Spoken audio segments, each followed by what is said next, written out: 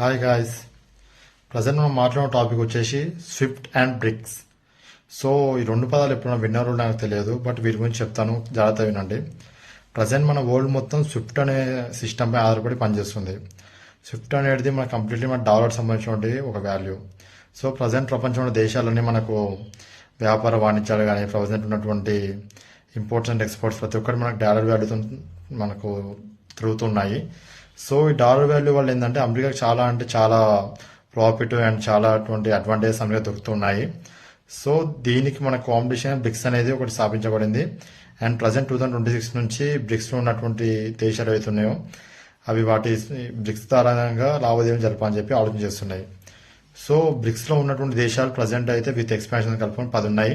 ఇందులో దేశాలు ప్రతి ఒక్కటి కూడా ఆల్మోస్ట్ చాలా వేగవంతంగా చాలా అంటే చాలా ఫాస్ట్ గ్రోత్ అయిన కంట్రీస్ మాత్రం ఉన్నాయి మనకి ఇందులో. సో బ్రిక్స్ సిస్టమ్ ద్వారా మనకు లావాదేవీలు జరపడం యూజ్ ఏంటంటే బ్రిక్స్ సిస్టంలో 10 దేశాలు ఏవైతే ఉన్నాయో ఈ 10 దేశాలు కూడా వాటి సొంత లావాదేవీలు జరుపుతూ ఉంటాయి వాళ్ళ సొంత కరెన్సీలోని. లైక్ ఆ దేశంలో ఏ కరెన్సీ రన్ అవుతుంటే ఆ కరెన్సీ రూపంలోనే వాళ్ళు లావాదేవీలు జరుపుతూ ఉంటాయి మిగతా వాళ్ళ తోటి దేశంతో కలిపి. సో ఇది సరైన కాంపిటీషన్ అమెరికాకి. సో బ్రిక్స్ అనేది మన 2006లో స్థాపించబడింది 4 దేశాలతోటి. తర్వాత దీంట్లో 2010లో ఇంకో దేశం చేరి మొత్తం 5 దేశాలతోని సాగుతూ వస్తుంది. దీని తర్వాత రీసెంట్గా ఇంకో 5 దేశాలు వీటిలో యాడ్ అయినాయి. సో ప్రజెంట్ 2026 గాను మొత్తం 10 దేశాలు ఉన్నాయి.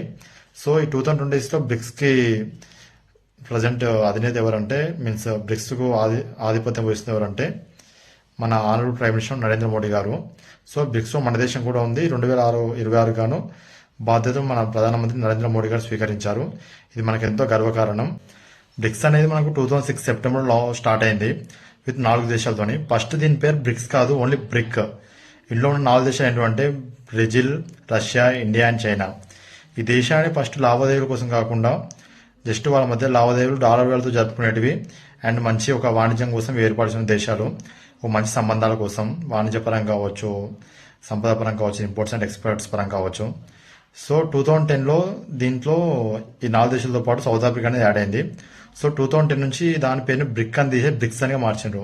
So BRICS in the sense ఇప్పుడు ఇందులో ఉన్న 5 దేశాలు ఏంటంటే Brazil, Russia, India, China and South Africa. ఈ 5 దేశాలు కలిపి మనం బ్రిక్స్ అంటాం.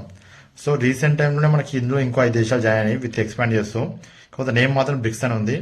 ఇందులో తర్వాత వచ్చిన 5 దేశాలు ఏంటివంటే Egypt, Ethiopia, Iran, Indonesia and United Arab Emirates UAE. తో ఈ 5 దేశాల ఎక్స్పాన్షన్ కలుపుకొని మొత్తం ప్రజెంట్ బ్రిక్స్లో 10 దేశాలు ఉన్నాయి. సో 10 దేశాలు అంటే ఇంతకుముందు వాణిజ్యాలు మొత్తం మనకు డాలర్తోనే జరిపేటివి.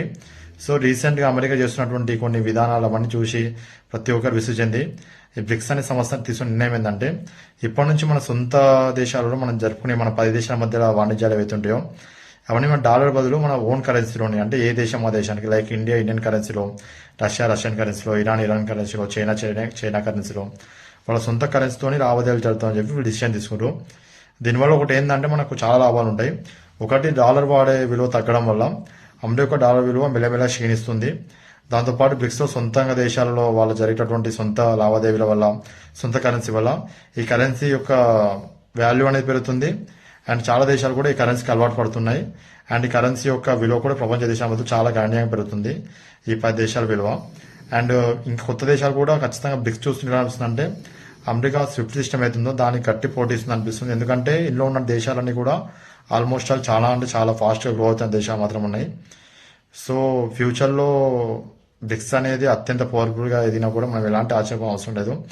నా అంచనా ప్రకారం అయితే చాలా తక్కువ టైంలోనే బ్రిక్స్ అనేది దేశం తీసుకోవడం వల్ల చాలా ఉన్నత స్థాయికి ఎదుగుతుందని అనుకుంటున్నాను.